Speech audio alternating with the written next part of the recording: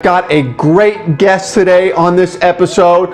It is Brent Honea, who is a top attorney, asset protection, estate planning, business planning, and we're talking about must-have documents when it comes to your estate plan, advanced healthcare directives, and a financial power of attorney. Brent and I both have 4 kids, college-age kids, and we were talking about the fact that you need a financial power of attorney when your kid turns 18, they're away at college. Otherwise, you can't get involved and help out. And same with advanced medical directives. You've got to have these in place just for that scenario alone. And just about every family in America needs to have these documents in place. So join me in my discussion with Brent on this episode of Wealth Protector TV.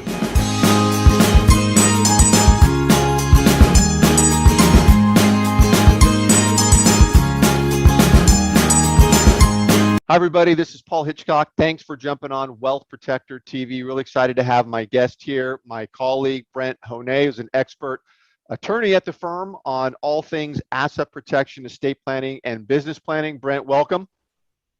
Hey, Paul.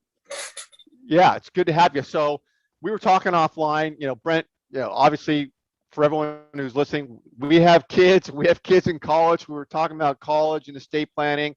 And I want to get it right into this important point of advanced healthcare directives, because you and I were going off about this offline. Brent, jump into this. What is an advanced healthcare directive?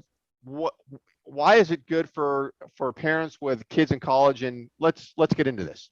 Yeah. So yeah, Paul, I'd say why I want to talk about this today is this is something that's very topical. I have clients that are calling me occasionally, but I want to make sure everyone's fully aware of the issue, that we're talking about. And that is that, when our kids hit 18, that, the ability as parent to be able to make decisions for our kids and deal with doctors and all sorts of things changes. And so, this is a time of year, a lot of our kids are now finally, they're able to go back to school. They can physically go back to wherever they're going. And many of these kids are going out of state to different institutions. They've got some freedom that they haven't had in a long time, and they're trying some new things out and spreading their wings and such. And it's critical that that parents understand that they need to have some documents in place now. And these are the kind of documents we tend to not think about until we get older and think, oh yeah, we should get a trust and wills and different things like that. This is important now. These are living documents we're going to talk about. This is your advanced healthcare directive, your power of attorney, and the healthcare directive basically is this. This is a roadmap that we create with your child that says this is what I would like for my healthcare in a variety of different ways. If I'm ever incapacitated and I can't speak to a doctor, or I just want to defer to my parent and let them make some decisions for me, I want to name mom and dad still as those people who can do that for me. Because Brent, you and I were talking when the kids in college, they're 18, the college won't let you talk about certain issues with your kid. And you don't realize that as a parent until your kid is there. You're like, wait a minute, I'm paying the bills. It's my kid. They won't talk to you. Isn't that the case? It's crazy. So yeah, and we've talked about this, Paul, because I know our kids are that age. I've got 4 kids, and now I have 3 in college. And so, this becomes evident in a number of different ways. And the frustration that we feel is that we're paying the bills, in a lot of cases, we're taking care of all of the issues related to sending our kids off to school, and we're happy to do it. They're getting educated, and that's all good. That's what we want. But then things happen where we get, nasty grams from the school. Hey, you didn't pay your bill, or we have this form you needed to fill out. You didn't fill it out. What happened? And I go, well, I got to get a hold of my daughter and figure out, did she see the email that they sent her? And can I call? And you call the school, and the school says, yeah, sorry, Mr. Hitchcock, we can't talk to you. Right. Yeah, it's unreal. 18-year-old. Yeah. And so that's frustrating. So there's some things that I can tell you that can help with that you should do. That's part of this whole process anyway. And we'll get into that a little bit in a second. But I'd say just to kind of close the loop on the advanced healthcare directive, why you need it, why you should talk to an attorney to get one done correctly is you don't want to be in a situation ever where a doctor says, I'm not comfortable telling you what's going on because of the privacy laws. So we need a good, solid healthcare directive with a good, solid HIPAA release. So they feel good talking to the parent now, not just, talking to the child who can't respond. So Right. that's something that should get done, and it's easy to do. It's a couple $100, and it also allows you to talk to you about why these other documents are important for the family, such as trusts and in various ways to protect the family. So that's something that should be just done, and this is a good time of year to do it. When we do them, we typically will create one for California, but we realize that other states that they're going off to may have different rules, and so we want to make sure they're compliant, and you may need to have one that's compliant for that state too. So we get into that, and so it's just my guidance is don't do something on the cheap in this area. See a lawyer, and have them do it right on that one, and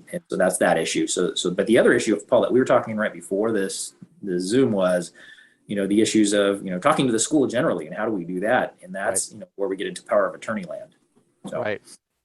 Right. Yeah, because, I was going to say, just on the advanced healthcare directive, because of COVID too, it's become ever more important to have that. People are getting sick, and you just want to make sure that's put together. But yeah, on the power of attorney, that's another component of an overall estate plan. Is that right, Brent?